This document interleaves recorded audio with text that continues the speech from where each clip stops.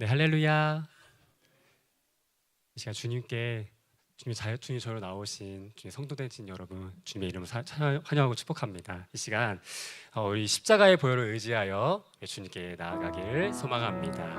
우리 다 함께 주의 보좌로 나아갈 때 함께 찬양하겠습니다. 주의 보좌로, 주의 보좌로 나아갈 때에 어떻게 나가야 할까?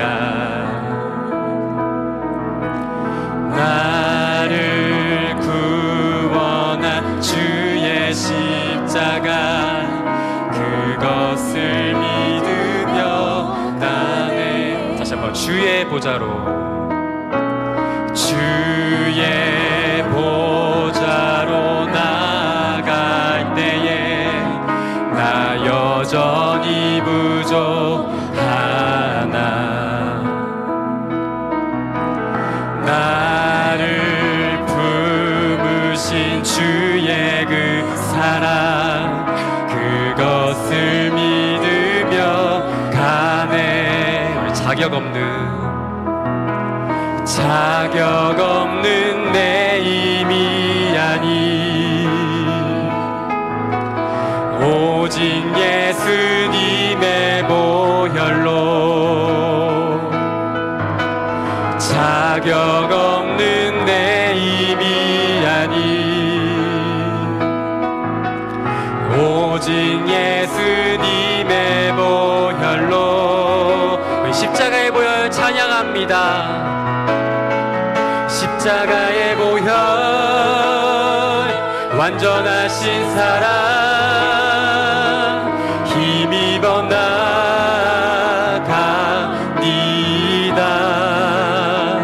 십자가의 보혈,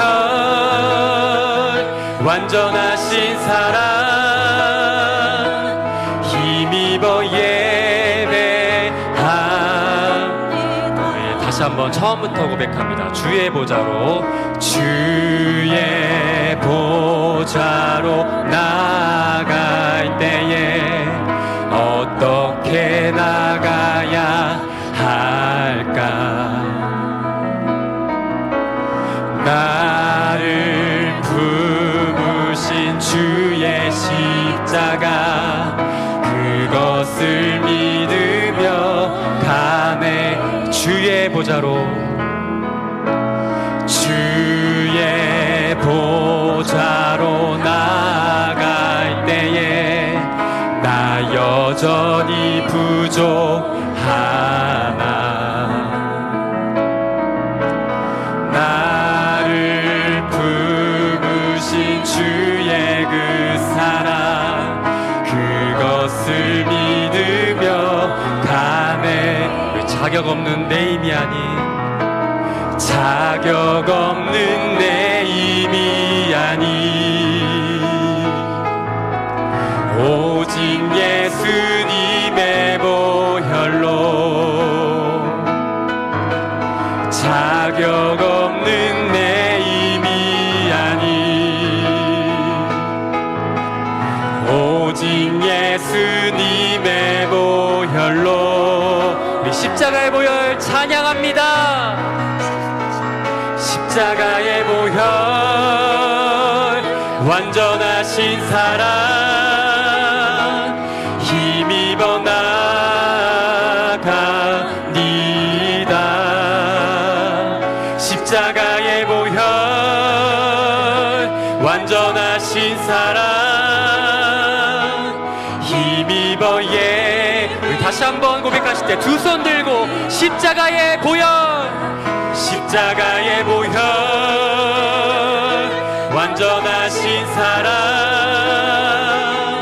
힘입어 나갑니다.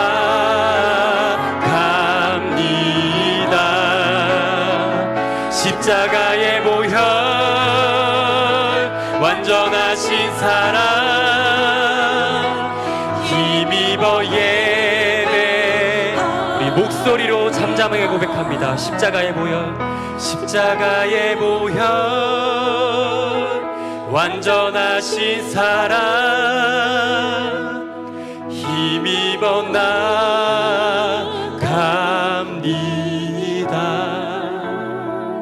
십자가의 보혈 완전하신 사랑 힘입어 예배합니다. 십자가의 보혈과 완전하신 사랑으로 인도하신 주님 찬양합니다. 아멘. 아멘. 고난 영혼 쉴 곳 되어신 주님 박수치며 찬양하겠습니다. 고난 내 영혼 편히 쉴 곳과 풍랑이 일어도 안전한 포구 폭풍까지도 다스리시는 주의 영원한 파르지에 주의 영원하신 팔 함께 하사 항상 나를 붙드시니 어느 곳에 가든지 요동하지 않음을 주의 팔을 의지. 우리 2절 고백합니다. 세상 친구들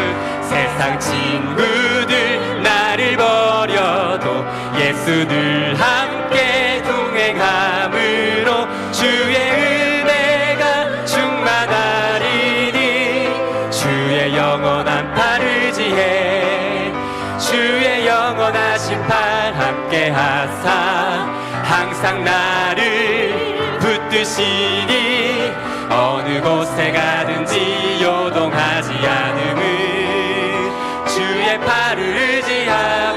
3절 고백합니다. 나의 믿음이 연약해져도 미리 예비한 힘을 주시며 위태할 때도 안보하시는 주의 영원한 팔 의지해 주의 영원하신 팔 함께 하사 항상 나를 붙드시니 어느 곳에 가든지 요동하지 않음을 주의 팔을 의지함이라. 능치 못한 것 주께 얻으니 나의 일생을 주께 맡기며 나의 뭐든지 대신 지시는 주의 영원한 팔 의지해 주의 영원하신 팔 함께 하사 항상 나를 붙드시니 어느 곳에 가든지 요동하지 않음을 주의 팔을 의지. 다시 한번 주의 영원하신 팔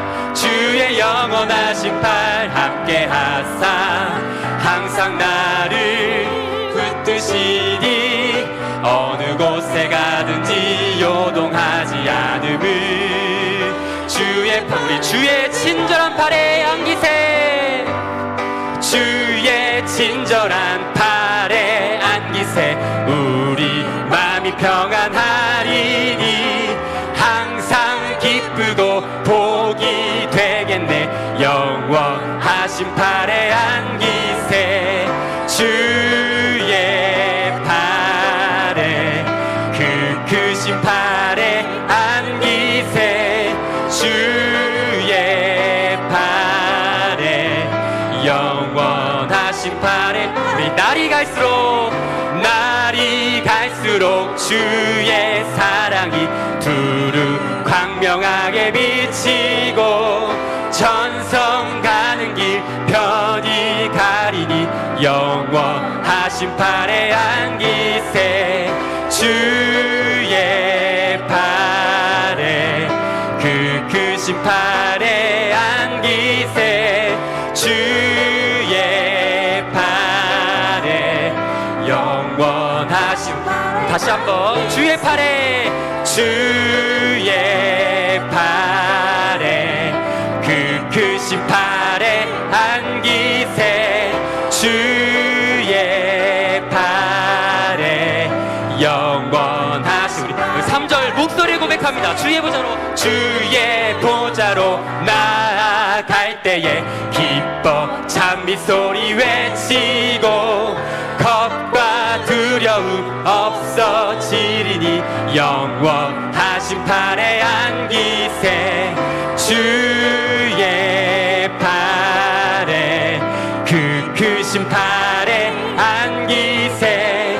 주의 팔에 영원하신, 우리 마지막으로 주의 팔에, 주의 팔에, 그 크신 팔에 안기세, 주의 팔에 영원하신 팔에 안기세. 할렐루야. 우리 영원한 팔로 안겨주실 주님께 영광을 돌리겠습니다. 할렐루야. 주님을 찬양합니다. 아멘.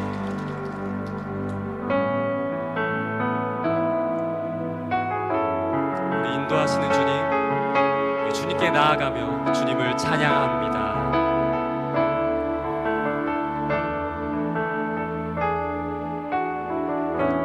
주께 가오니 날 새롭게 하시고 주의 은혜를 부어주소서.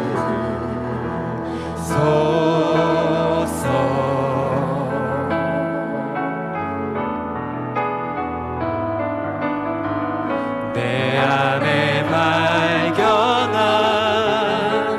나의 연약함 모두 벗어지리라.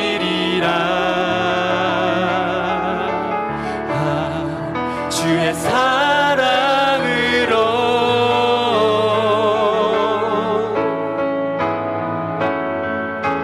주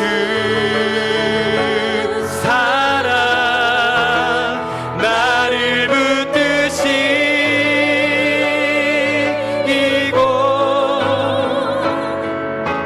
주 곁에 날 이끄소서.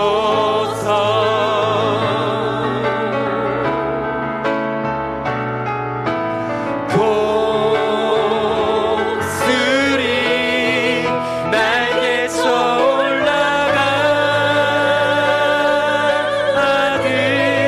나 주님과 함께 일어나 걸으리. 주의 사랑 안에. 자, 2절 고백합니다. 나의 눈 열어, 나의 눈 열어 주를 보게 하시고 주의 사랑을 알게 하소서.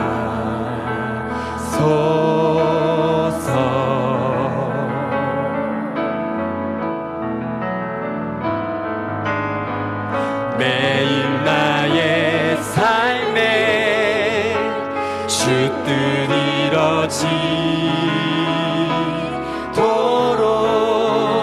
새롭게 하소서. 주의 사랑으로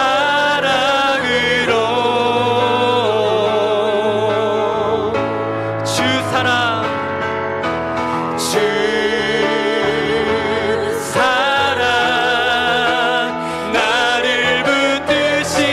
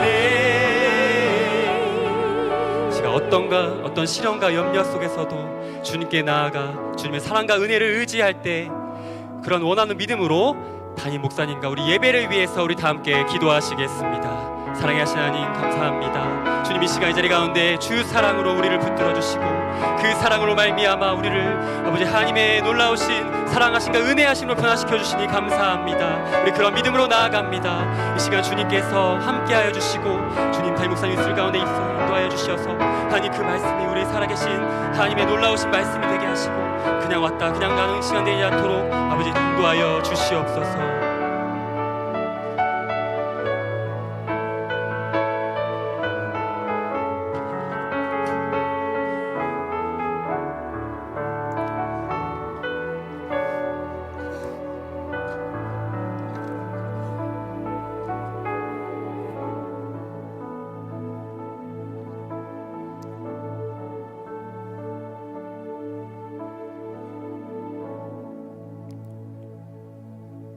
함께 일어나셔서 묵도하심으로 10월 마지막 주일이자 종교 기념 주일 예배를 하나님 앞에 드립니다.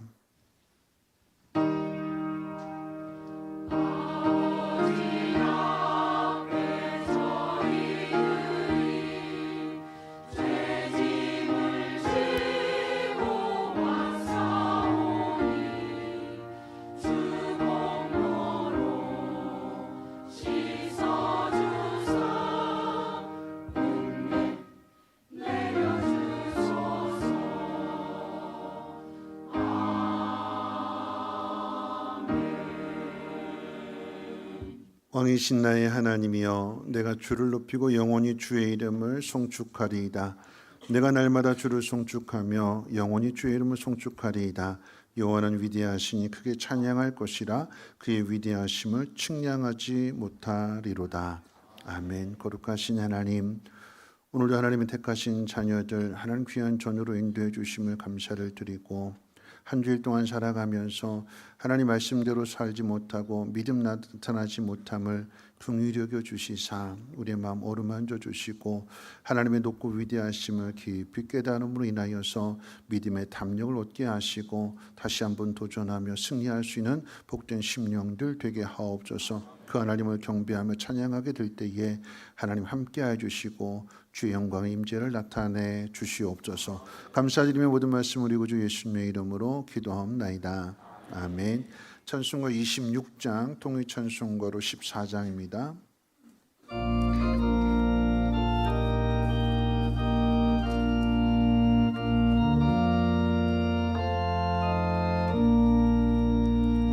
그곳에 주를 아는 이들 찬송하고 찬송하세.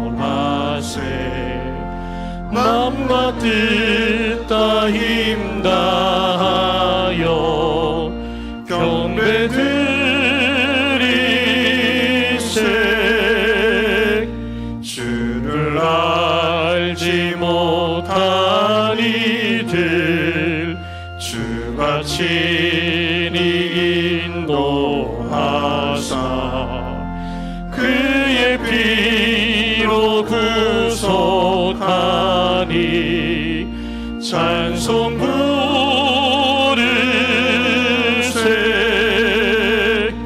약한 사람 도움받아 시험 중에 참게 되니 모든 죄를 이길 힘은 믿음뿐이라.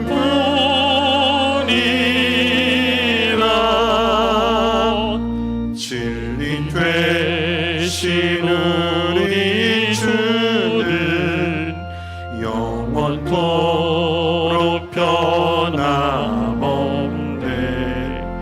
성도들아 주를 믿어 길이 섬기세.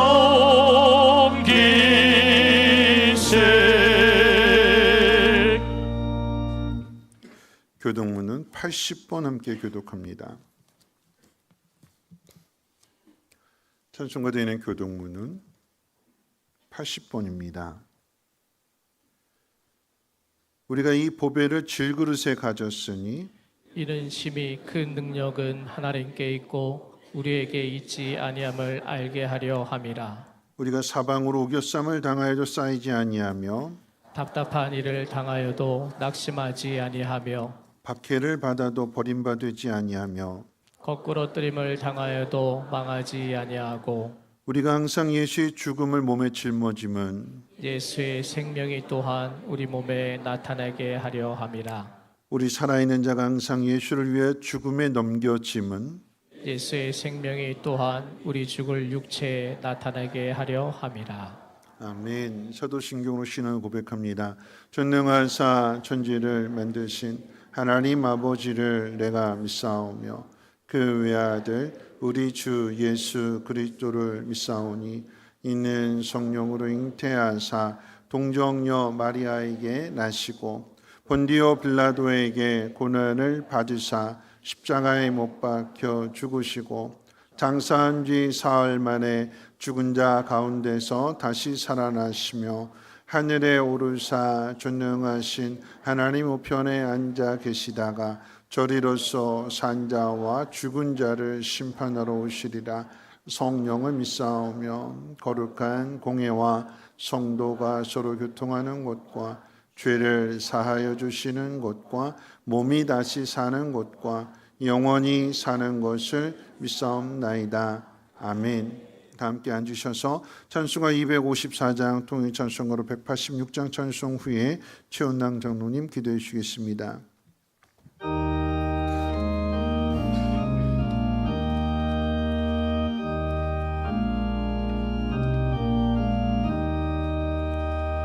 내 주의 보혈은 정하고 정하다. 내 죄를 정케 하신 주 날 오라 하신다. 내가 주께로 지금 나오니 십자가의 보혈로 날 씻어 주소서. 약하고 추해도 주께로 나가며 힘 주시고 내 추함을 곧 씻어 주시네. 날 오라 하심은 날 오라 하심은 온전한 믿음과 또 사랑함과 평안함 다 수려함이라. 아멘. 내가 주께로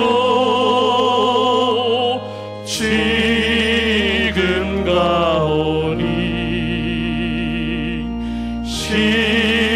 십자가의 보혈로 날 씻어 주소서. 큰 죄인 복받아 살 길을 얻었네. 한없이 넓고 큰 은혜 베풀어 주소서. 그 피가 맘속에 그 피가 맘속에 그 증거 됩니다. 내 기도 소리 들으사 다 허락하소서. 아멘.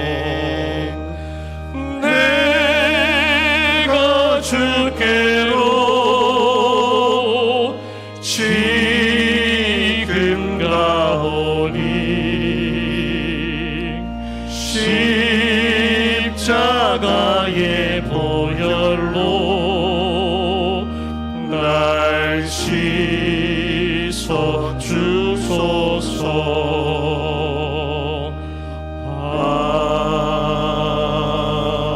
아멘.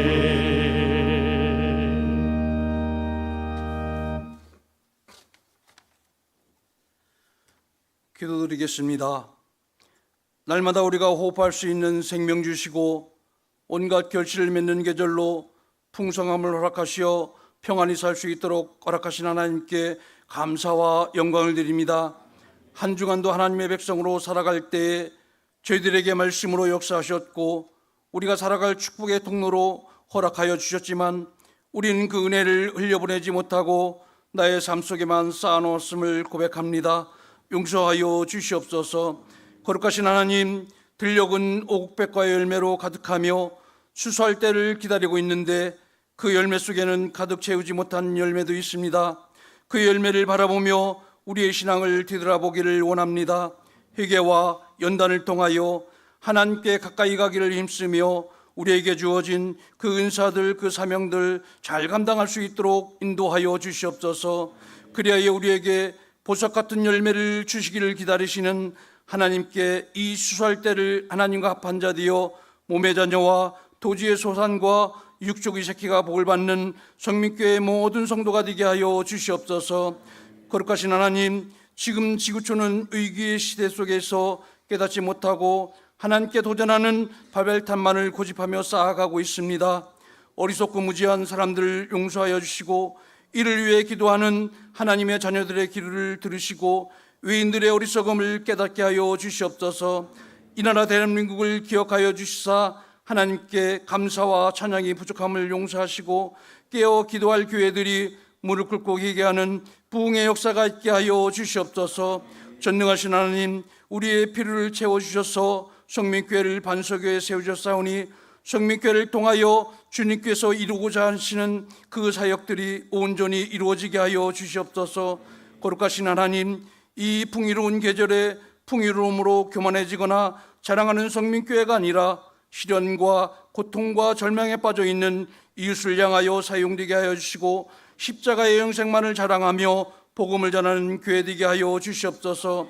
이제 각 기관들이 결실을 결산하며 또한 계획을 준비할 때에 각자 주어진 사명들을 기억하여 하나님께 순종하며 기쁨의 사역들을 하나님께 드리는 각 기관들이 되게 하여 주시옵소서. 거룩하신 하나님, 대신방 중에 있습니다. 하나님의 종들이 그 대문에 들어설 때에 하나님의 능력이 임하게 하여 주셔서 각 목원들의 소원이 이루어져 체험한 그 하나님을 삶 속에서 찬양하며 승리하는 삶이 되게 하여 주시옵소서. 전능하신 하나님, 원치 않는 어려운 환경과 시련과 질병의 힘겨움 속에서 우리 성도들을 기억하여 주셔서 마른 뼈가 살아나 그 군대를 이루시게 한 하나님의 능력으로 회복되고 치유되는 역사가 있게 하여 주시옵소서. 말씀 대언하실 목사님, 제단 위에 세우셨사오니 성령 충만케 하여 주셔서 거룩한 말씀으로 황무지가 옥토로 변화되며 풍랑 속에서도 능히 승리할 수 있는 말씀 선포되게 하여 주시옵소서. 한 주간도 예배를 위해 수고한 손길들 축복하여 주시고 열심히 준비하여 찬양하는 임마누엘 찬양대의 찬양에 영광을 받아 주시옵소서. 보배롭고 존귀하신 예수님의 이름으로 기도하옵나이다. 아멘.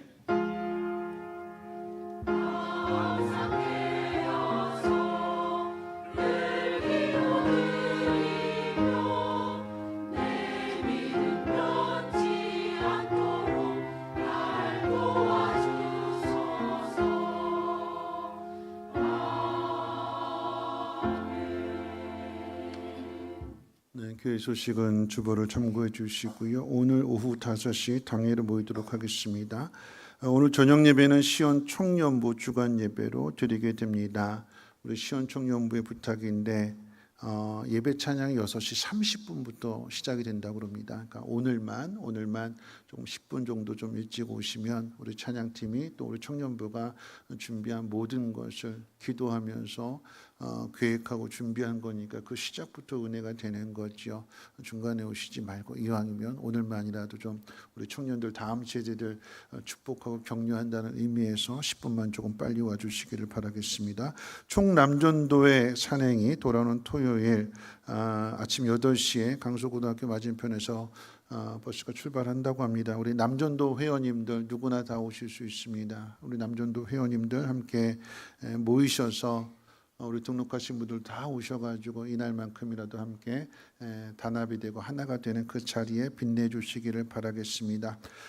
바울 선교 헌신 예배가 11월 10일 둘째 주일에 있는데 이와 관련해서 11월 9일 날 우리 이제 바울 선교회 홀리데이를 갖는다고 합니다. 우리 바울 선교회 회원님들은 함께 모여주시길 바라겠고, 선교회를 위해서 준비 기도회 5일 목요일 그리고 8일 이렇게 시간 잘 지켜주시기를 바라겠습니다.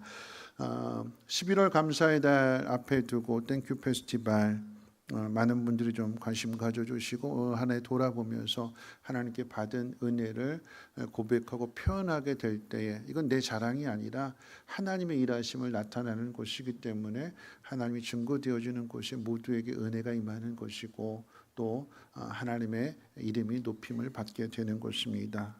받은 은혜 감사하는 마음으로 자세한 내용은 참고하시고 신청해 주시기를 바라겠습니다.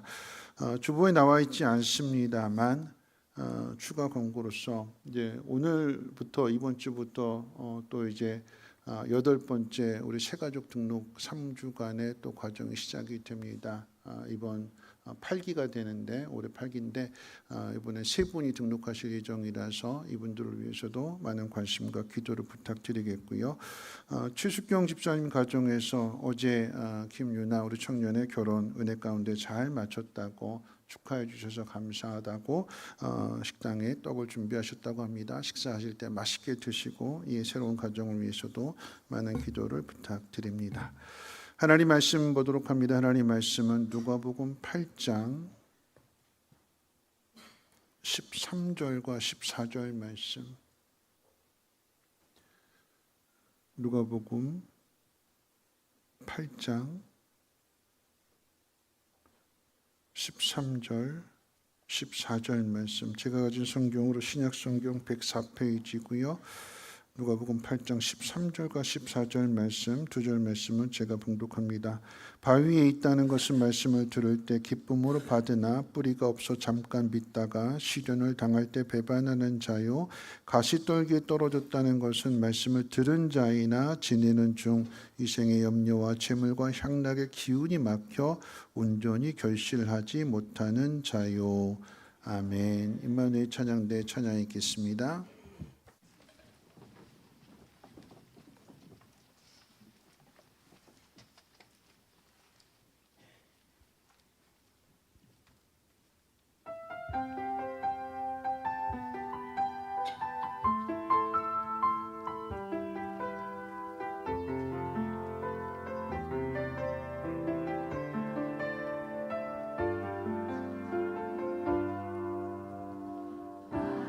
평생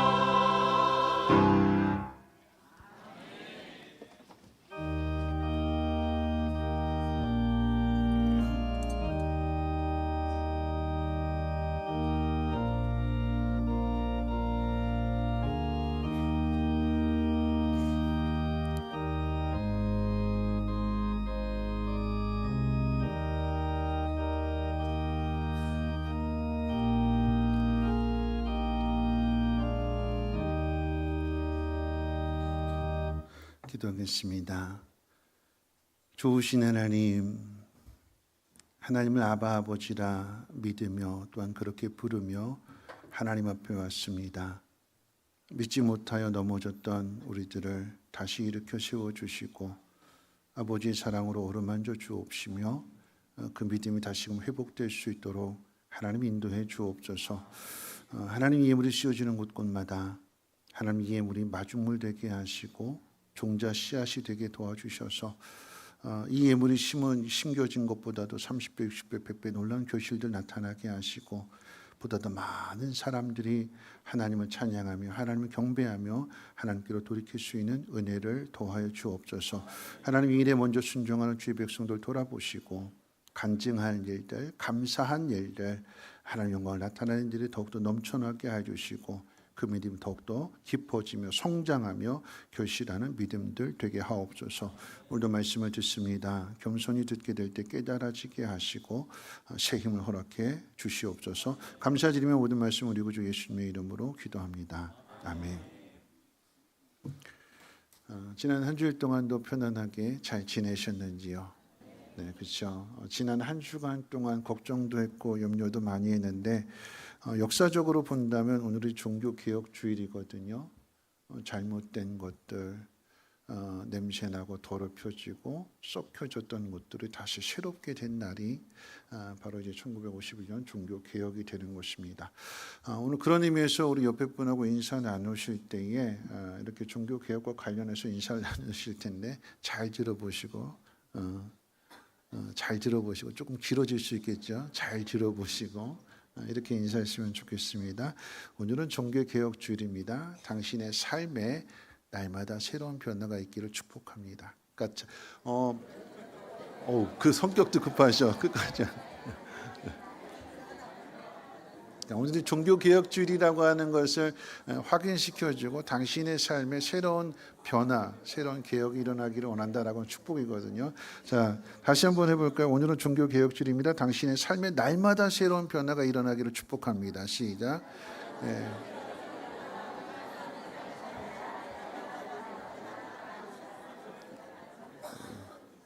네. 길면 그렇게 해도 돼요. 아시죠? 네. 아시죠? 네, 당신의 삶에 새로운 변화가 있으시기를 주님의 이름으로 축원을 드립니다. 오늘 이제 날씨가 요즘 이제 아침 저녁으로 꽤 이제 쌀쌀하지요. 그런데 낮은 덥습니다.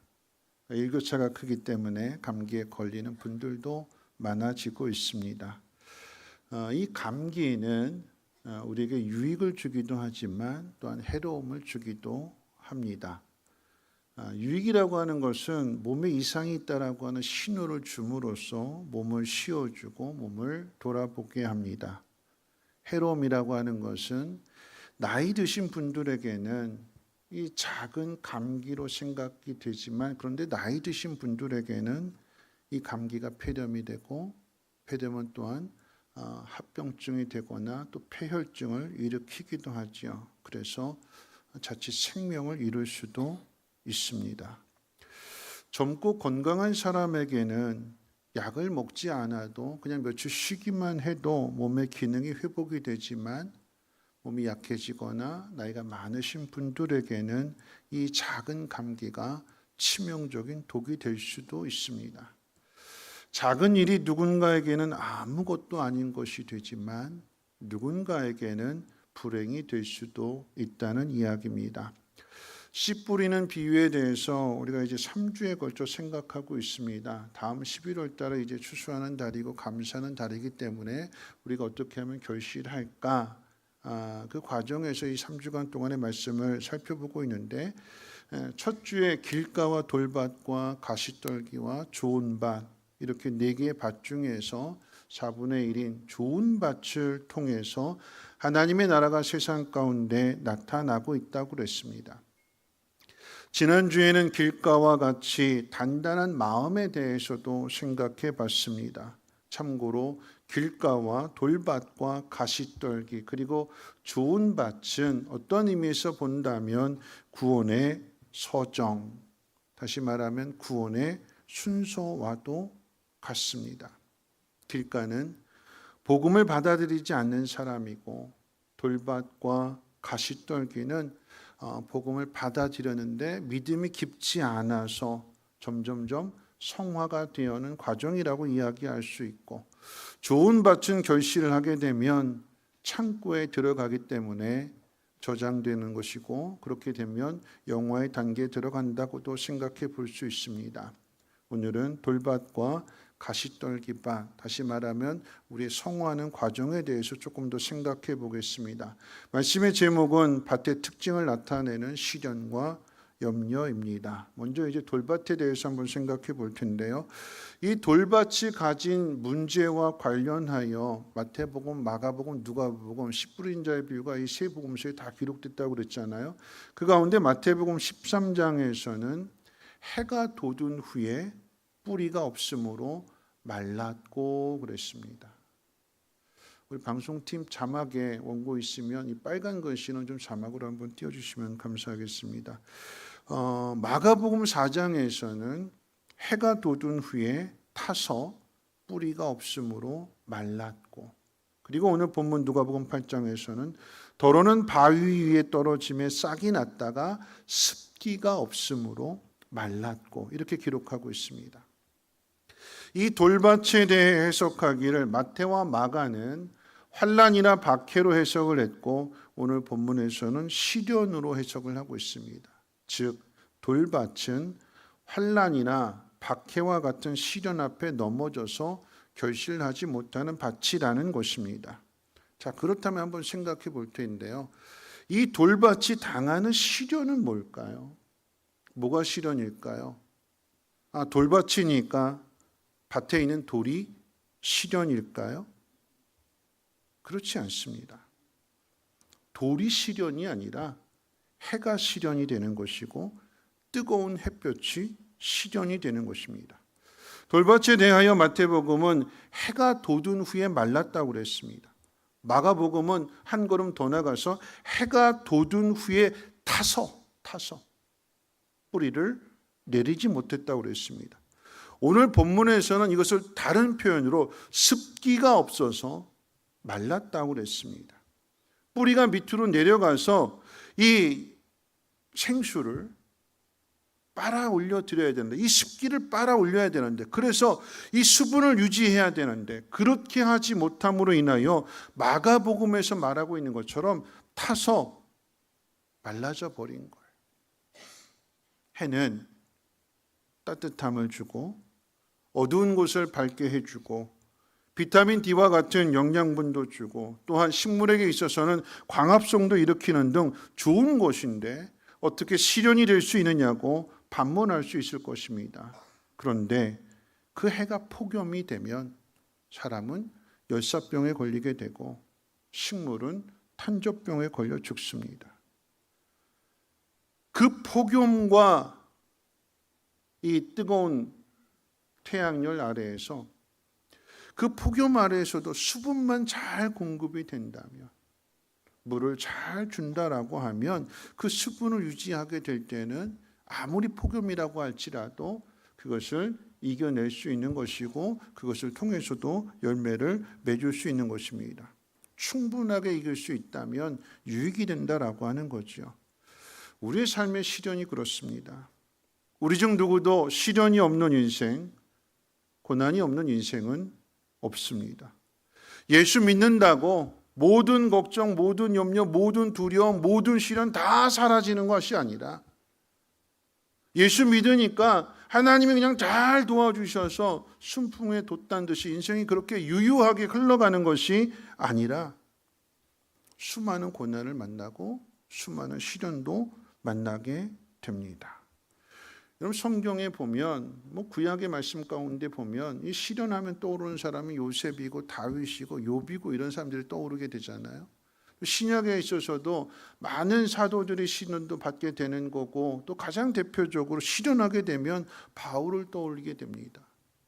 바울은 복음을 전하는 내내 이루 말할 수 없는 고난을 당합니다. 심지어는 로마의 죄수로 끌려가는 상황에서 바다 한복판에 유로굴라라고 하는 광풍도 만나죠. 그런데 그 광풍 때문에 바울이 믿는 하나님이 어떤 분이신가를 배 안에 있는 모든 사람들에게 전하게 되고요. 그리고 이 일로 인하여 죄수였던 바울의 신분이 높여지게 되는, 바울의 그 이름, 바울의 그 위상이 높여지는 것을 우리가 말씀을 통해서 확인하게 됩니다. 지난 금요일 밤 이창구 목사님이 물 위를 걸은 베드로에 대한 말씀을 전했습니다. 예수님이 없는 상황에서 만난 풍랑으로 인해서 제자들은 죽음에 대한 두려움을 느껴야 됐지만, 그런데 그 풍랑 때문에 베드로는 예수님과 함께 물 위를 걸은 사람으로 성경에 기록이 됩니다. 풍랑이라고 하는 시련 앞에서 믿음을 잃어버리면 절망이 되지만 믿으면 주님과 함께 걷는다라고 하는 것입니다. 자, 그러면 돌밭에 있는 돌은 뭘 얘기하는 걸까요? 밭이 우리의 마음이라고 했을 때 우리 마음에 있는 돌은 환난이나 박해와 같은 시련에 대한 두려움일 것입니다. 이 두려움이 믿음의 뿌리를 내리는 것을 가로막습니다. 골리앗 앞에 있는 이스라엘 군대와 다윗의 모습을 한번 비교해 보십시오. 이스라엘 군대는 골리앗이 시련이 되어서 그 앞에서 절망하고 벌벌 떨게 되지만, 다윗은 시련이 아니라 골리앗을 인생의 발판처럼 밟고 올라서게 됩니다. 하나님에 대한 믿음이 없으면 두려움 때문에 시련이 되지만, 하나님에 대한 믿음이 있으면 골리앗조차도 아무것도 아닌 것이 된다라고 하는 거죠. 그러니까 돌밭에서 골라내야 하는 돌은 우리의 마음의 두려움인 것입니다. 여러분, 우리가 기억해야 되는 것은 두려워하지 말아야지, 나는 절대 안 무서워할 거야, 마음을 단단히 먹어도 막상 일상의 어려움 가운데 부딪히게 되면 두려움에 넘어질 수 있다는 것도 우리는 기억해야 됩니다.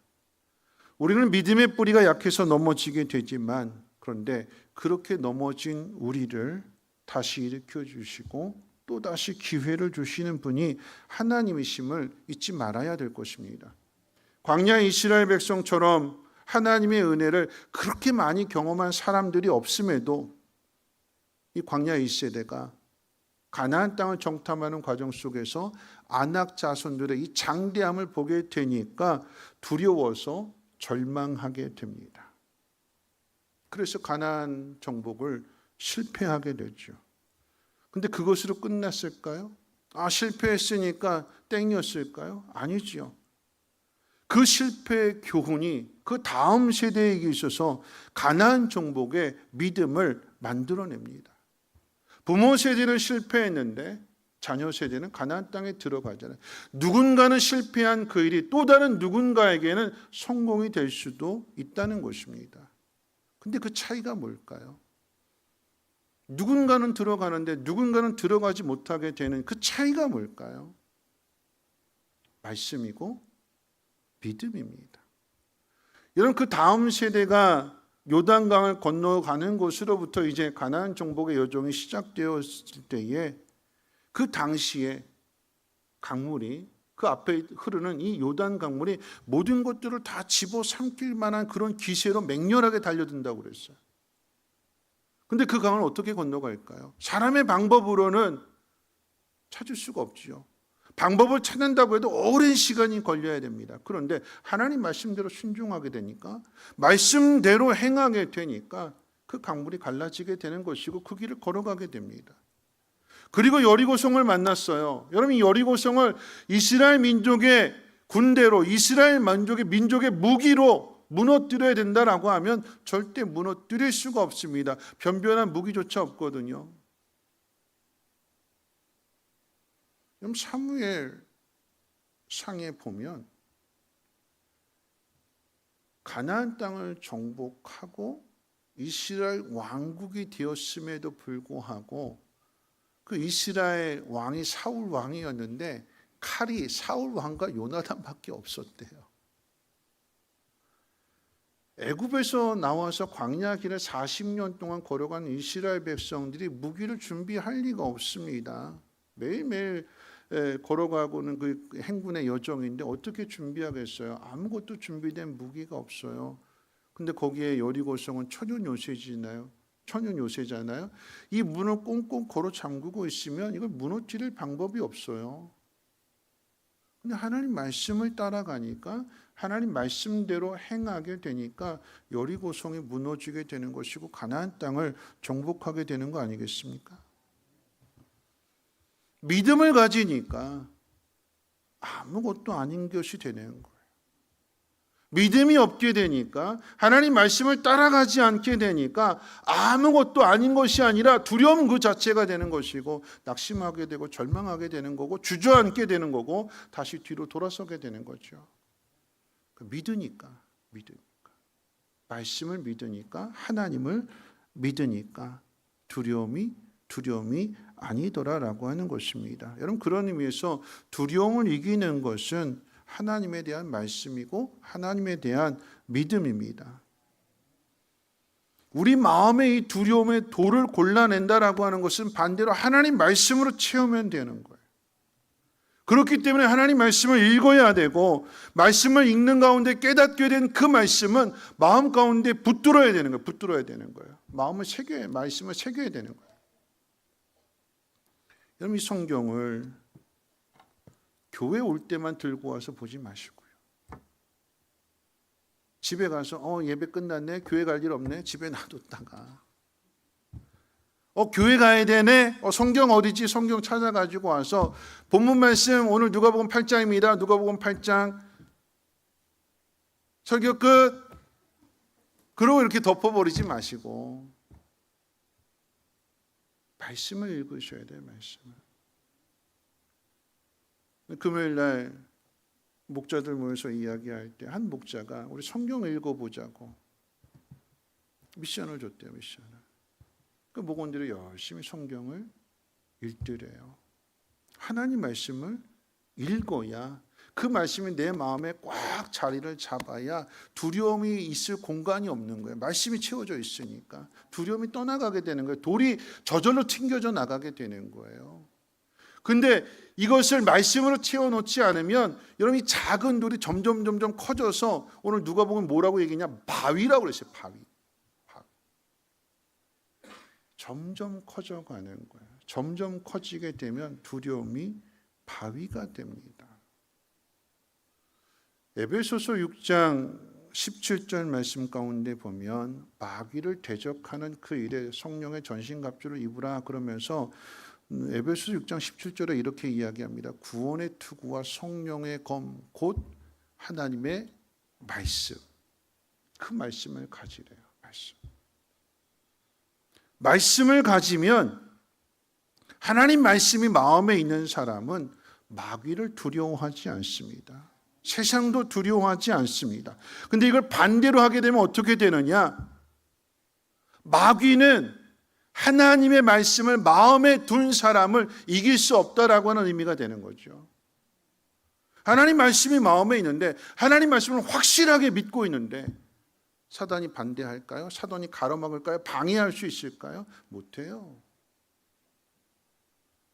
하나님 말씀이 내 마음에 충만하게 채워져 있으면, 이 말씀에 대한 분명한 확신을 가지고 있으면 여러분을 넘어뜨리려고 했던 그 마귀도 놀라서 도망가게 되는 줄 믿으시기를 주님의 이름으로 축원을 드립니다. 그러니까 어떻게 해야 돼요? 말씀을 읽어야 되는 거예요. 그런 의미에서 우리 말씀 한번 찾아볼까요? 이사야서 41장 8절로 10절, 우리 화면 보시고, 참 서비스도 좋아요. 요즘은 화면에 다 보여주잖아요. 막 말씀 읽으라고 그랬으니까 찾아볼까요? 우리 화면 보지 말고 이사야서 41장 수동으로 돌아가서 이사야서, 그래야 이사야 말씀이 어디 있는지 알잖아요. 시편 다음에 잠언 전도서 다음에 이사야서 41장 8절로 10절 말씀 함께 읽겠습니다. 시작. 그러나 나의 종 너 이스라엘아, 내가 택한 야곱아, 나의 벗 아브라함의 자손아, 내가 땅 끝에서부터 너를 붙들며 땅 모퉁이에서부터 너를 부르고 네게 이르기를 너는 나의 종이라 내가 너를 택하고 싫어하여 버리지 아니하였다 하였노라. 두려워하지 말라. 내가 너와 함께함이라. 놀라지 말라. 나는 내 하나님이 됨이라. 내가 너를 굳세게 하리라. 참으로 너를 도와주리라. 참으로 나의 의로운 오른손으로 너를 붙들리라. 여러분, 이 말씀은 이런 의미입니다. 너는 내가 있는데 왜 두려워하니? 내가 너를 선택했어. 내가 너를 자녀로 삼았어. 그런데 네가 나를 믿지 못하고 두려워하고 실패하고 넘어질지라도 너 왜 그렇게 못났냐고. 너 버리지 않을 거야. 너 싫어하지 않을 거야. 그러니까 일어나라. 두려워하지 말아라. 내가 너와 함께 할 것이고 내 의로운 오른손으로 너를 붙들고 있을 거야. 여러분, 이런 말씀을 두고도 왜 성경을 읽지 않을까요? 우리의 두려움은 상대가 강해서가 아니라 우리가 하나님의 말씀을 읽지 않으므로 우리가 누구인지, 하나님이 어떤 분이신지를 깨닫지 못해서, 알지 못해서, 그래서 두려워하게 되는 거예요. 오늘 함께 교독한 말씀 고린도후서 4장의 말씀이었는데 그 교독한 내용 마지막 가운데 이렇게 기록되어 있어요. 우리 살아있는 자가 항상 예수를 위하여 죽음에 넘겨짐은 예수의 생명이 또한 우리 죽을 육체에 나타내기 위함이라고 그랬습니다. 죽음의 문제가 우리 앞에 찾아오게 되고 우리가 죽음 가운데 그렇게 던져지게 되고 넘겨지게 되는 것은 오히려 그것을 통해서, 그 시련, 그 고난을 통해서 죽음보다 강한 부활의 생명이, 부활의 소망이 우리에게 있음을 가르쳐주고 나타내기 위함이다라고 하는 거죠. 시련이 두려운 것이 아니라 오히려 그 시련을 통해서 우리가 누구인지를 증명할 수 있다라고 하면 이 시련 속에서 더욱더 강해질 수 있는, 그래서 시련이 전혀 아무것도 아닌 것으로 수월하게 넘어가고 그것을 밟고 일어날 수 있는 믿음의 사람들 되시기를 주님의 이름으로 축원을 드립니다. 자, 이제 두 번째 가시떨기 밭이에요. 가시떨기 밭. 여러분, 이 가시떨기 밭에 대해서 마태복음, 마가복음, 누가복음 모두 똑같이 가시가 자라서 기운을 막는 것이 문제라고 그랬습니다. 가시에 대한 해석으로 마태복음은 세상의 염려와 재물의 유혹이라고 그랬고, 마가복음은 세상의 염려와 재물의 유혹과 거기 하나 보태서 기타 욕심이라고 했으며, 그리고 오늘 본문 누가복음에서는 이생의 염려와 재물과 향락의 기운이 막혀 결실하지 못한다고 해석을 했습니다. 그러니까 종합적으로 이야기한다면 우리 마음에 있는 가시라고 하는 것은 세상의 염려, 재물에 대한 욕심이다라고 하는 거죠. 열매 맺는, 결실하는 밭이 되기 위해서는 그러면 이 염려와 욕심을 뽑아내야 된다라고 하는 이야기입니다. 자, 그래서 먼저 염려에 대해서 한번 생각해 봅니다. 염려라고 하는 단어는 헬라어로 메림논이라고 하는 단어인데, 여러분 이 단어는 두 가지 단어가 합쳐진 합성어입니다. 나누다라고 하는 단어, 그리고 마음이라고 하는 단어가 합쳐져서 메림논, 무슨 뜻이냐? 마음이 둘로 나누어졌다. 그게 염려래요.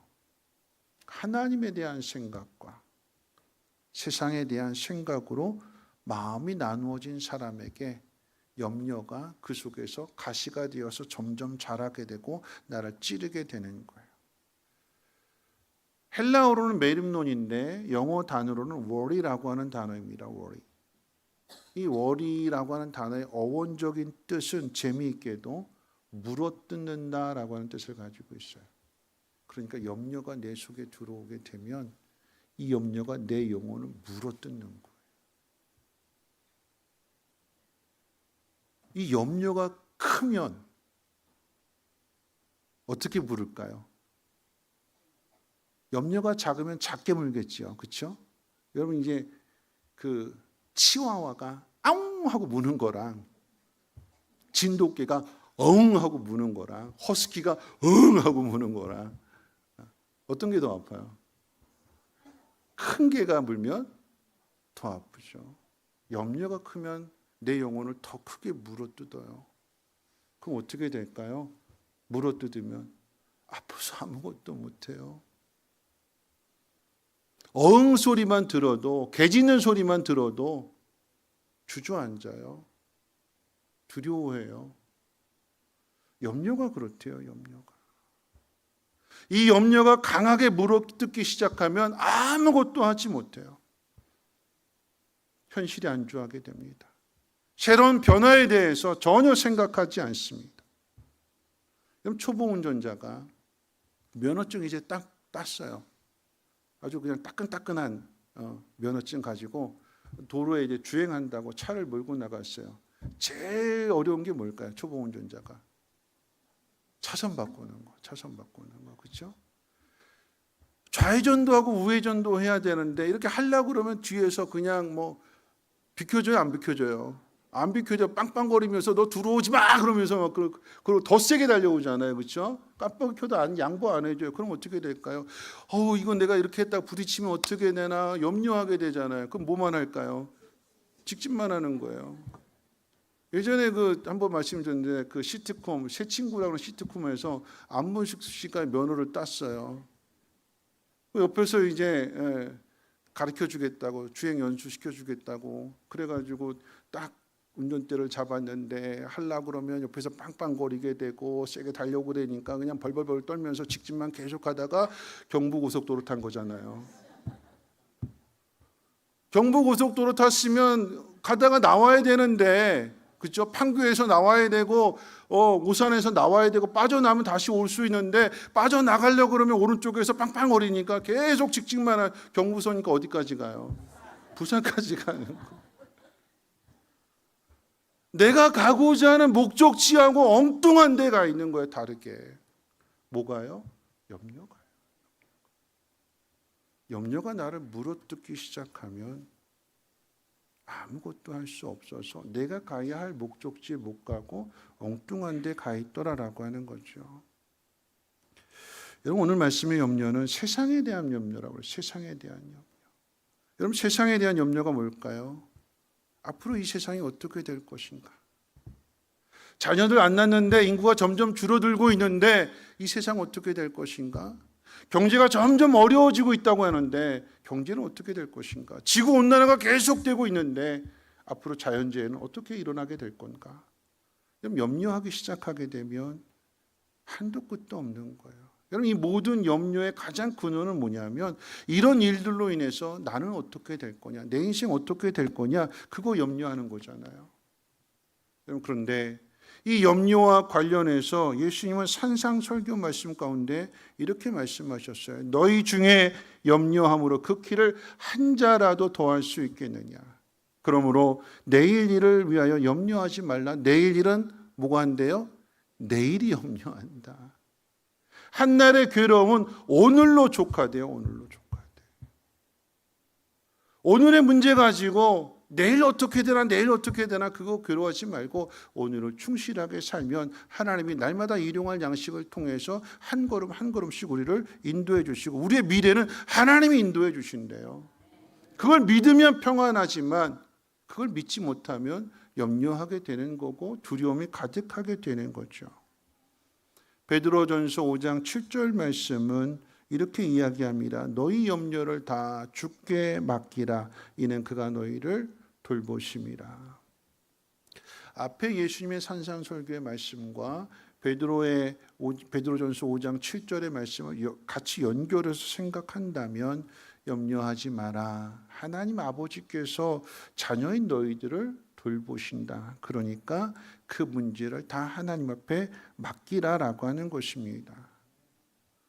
여러분, 이 염려를 맡기지 않으면 염려가 내 속에 가시가 되어서 점점 자라게 되면 우리의 눈과 또 우리의 귀와 그리고 우리의 입, 우리의 생각 이게 오염이 돼요.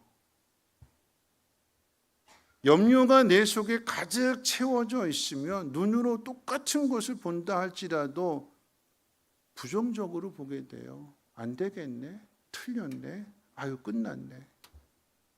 귀로 염려가 내 속에 가득 차 있으면 똑같은 이야기를 들어도 아우 안 되겠네, 틀렸네, 끝났어. 그리고는 염려가 우리 속에 가득 채워져 있으면 우리 입이 뭐라고 얘기할까요? 지금 얘기했던 그대로 끝났어, 안 돼, 틀렸어, 못해.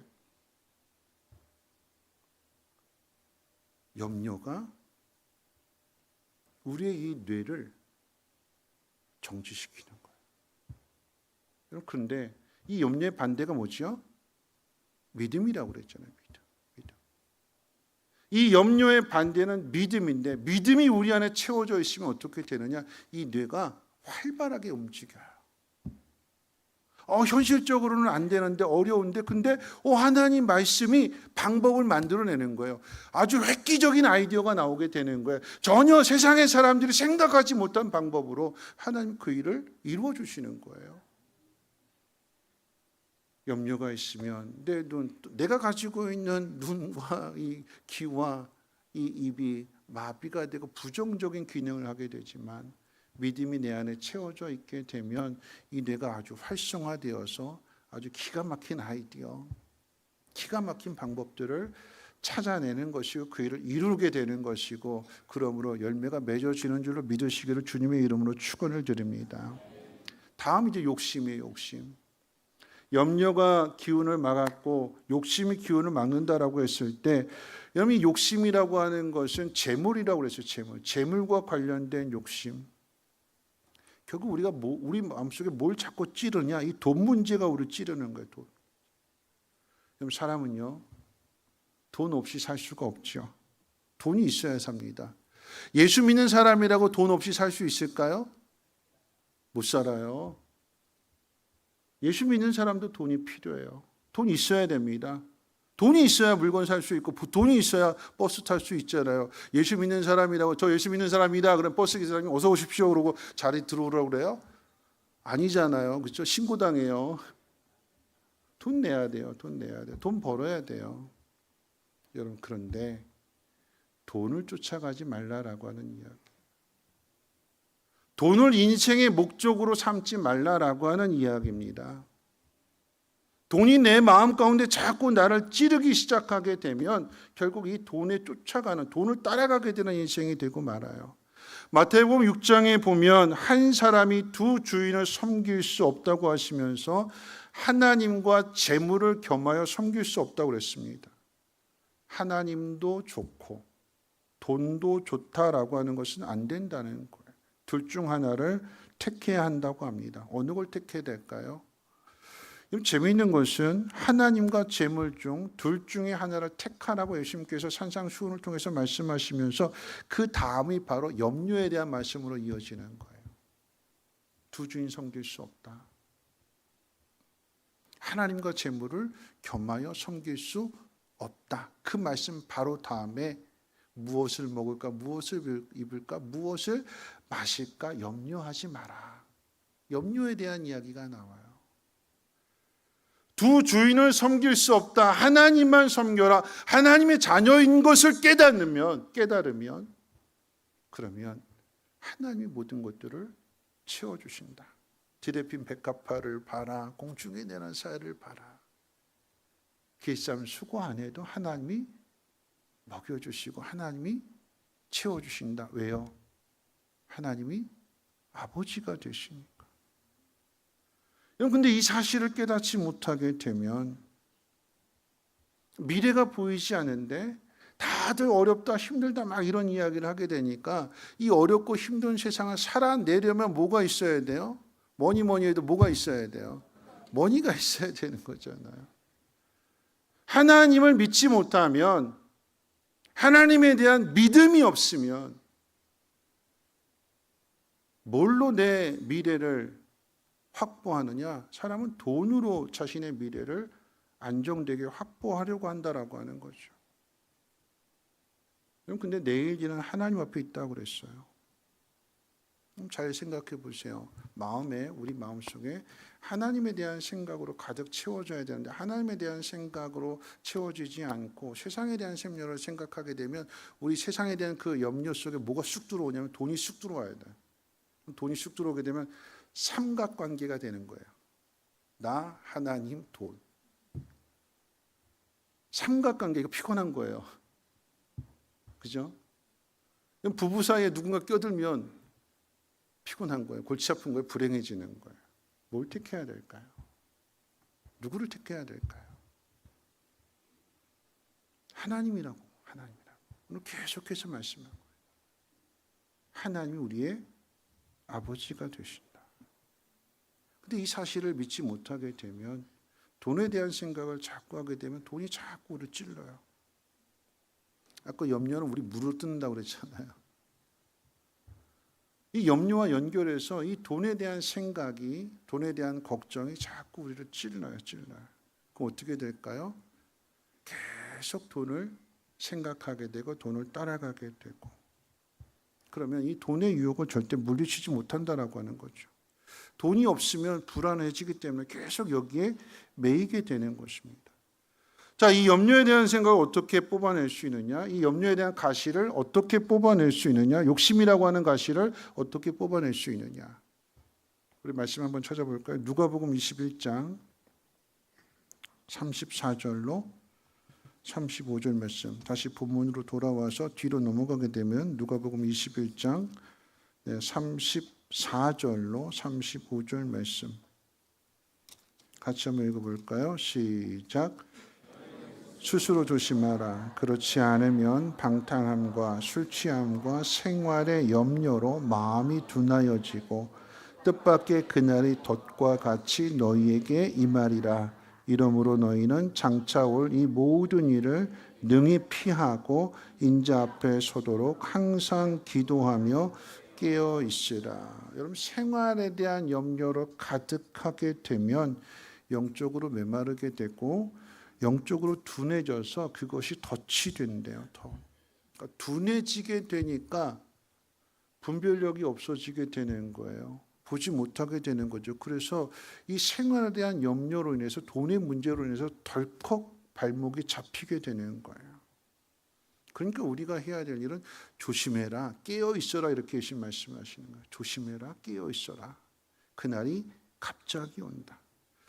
자, 이 재물에 대한 욕심, 돈에 대한 이야기에 대해 어떻게 이 가시를 뽑아낼 수 있는가? 바울은 빌립보서 4장에서 이렇게 가르치게 되는데, 우리 빌립보서 4장 6절 말씀 화면 보시고 한번 같이 한번 읽어볼까요? 함께 읽겠습니다. 시작.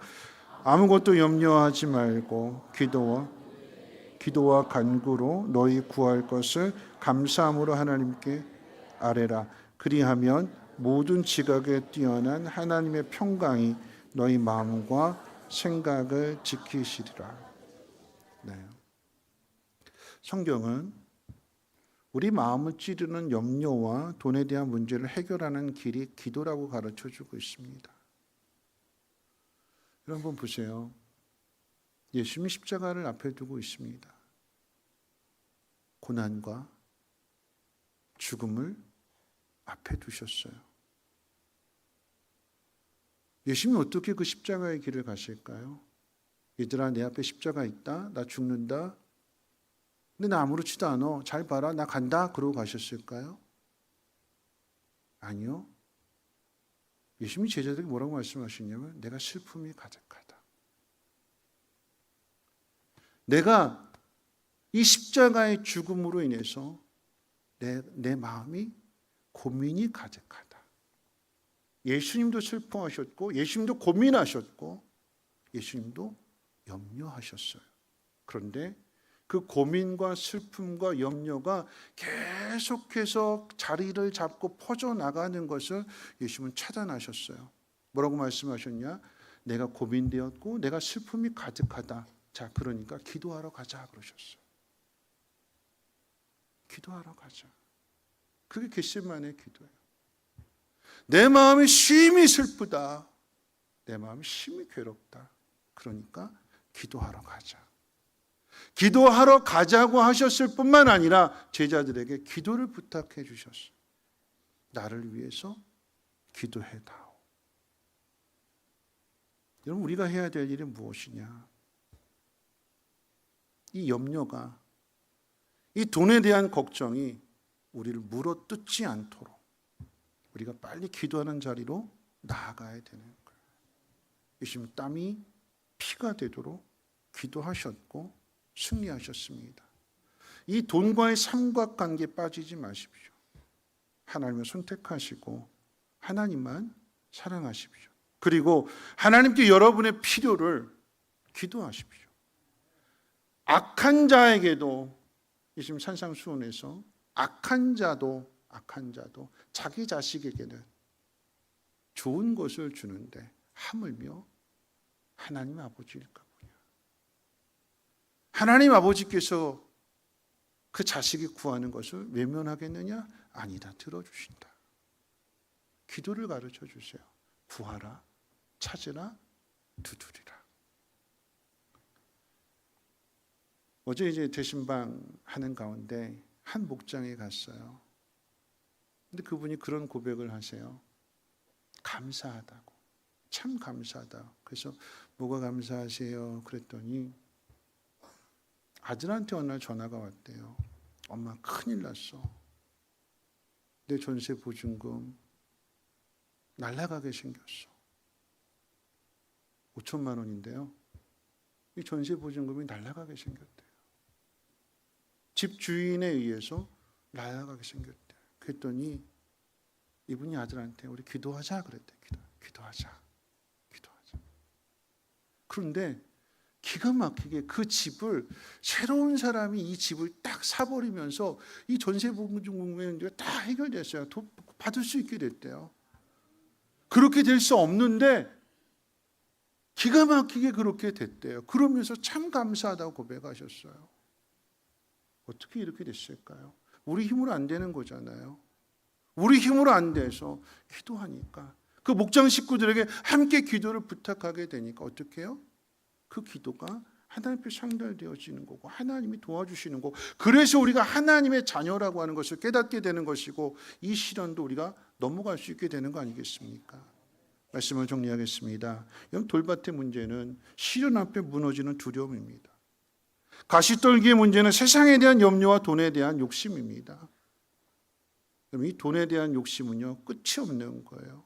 만족이 없는 거예요. 계속해서 쌓으려고 하고 계속해서 모으려고 하고 그렇게 쌓으면 그렇게 모으면 안전할까요?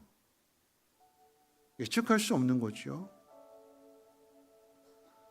우리 마음 가운데 우리 인생은 어떻게 살아가야 되느냐? 믿음의 사람은 어떻게 살아가야 되느냐?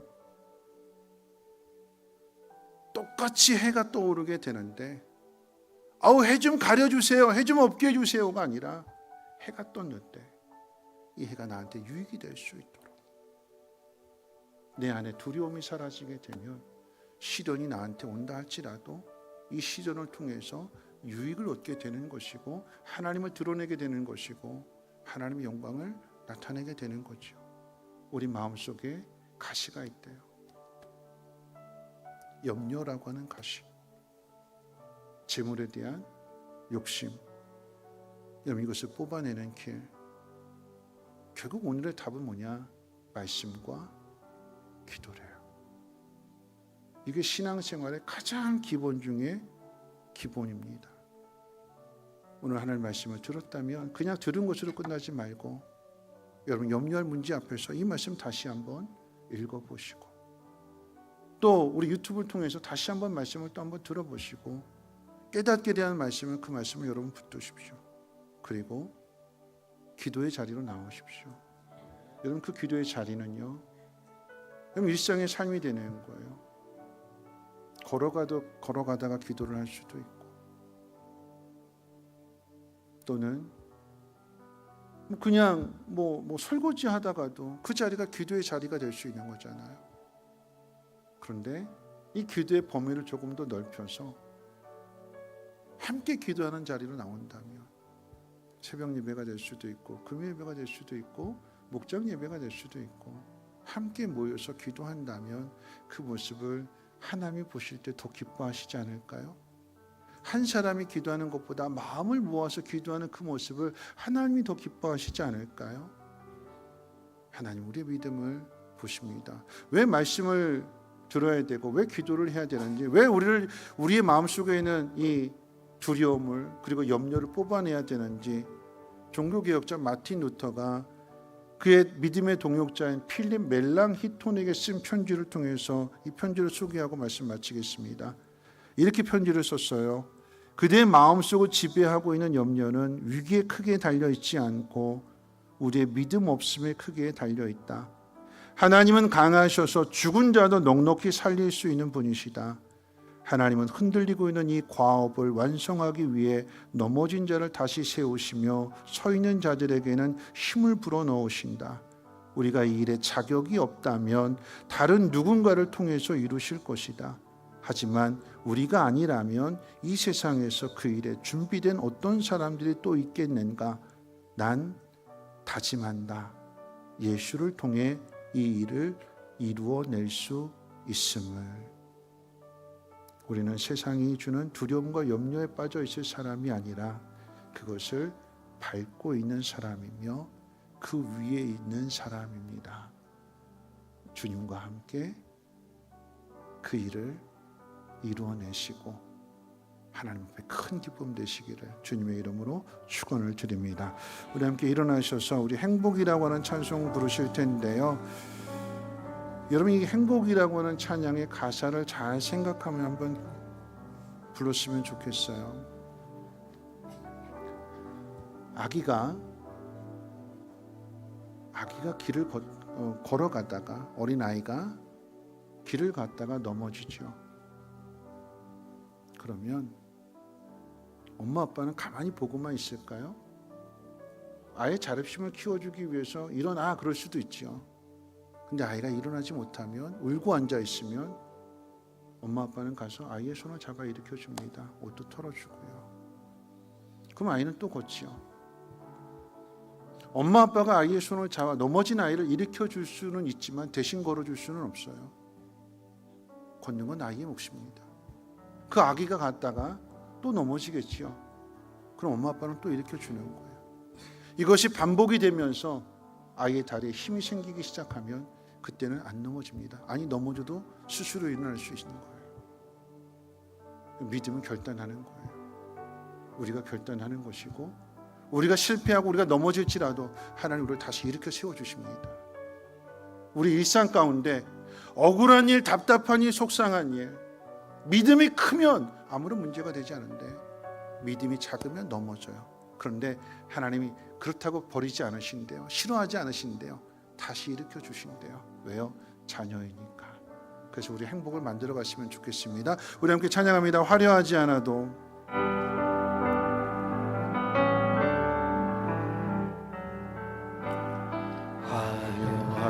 화려하지 않아도 정결하게 사는 삶, 가진 것이 적어도 감사하며 사는 삶, 내게 주신 작은 힘 나눠주며 사는 삶, 이것이 나의 삶의 행복. 눈물 날 일 많지만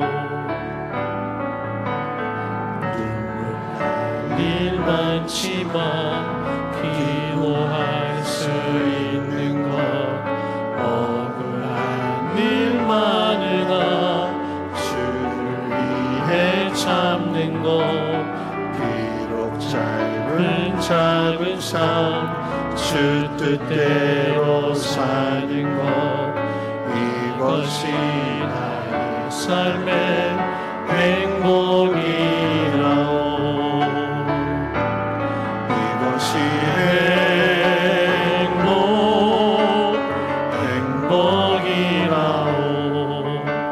세상은 알 수 없는 하나님 선물, 이것이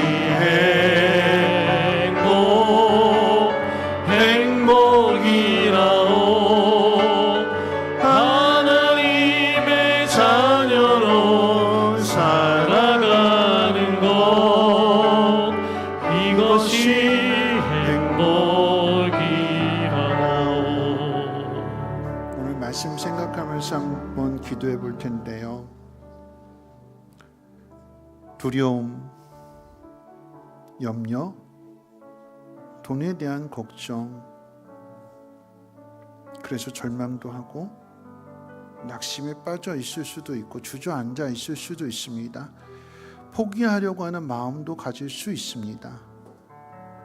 그런데 그러기 전에 우리 마지막으로 한번 하나님 말씀을 보고 하나님의 뜻을 찾아보려고 하면 어떨까요?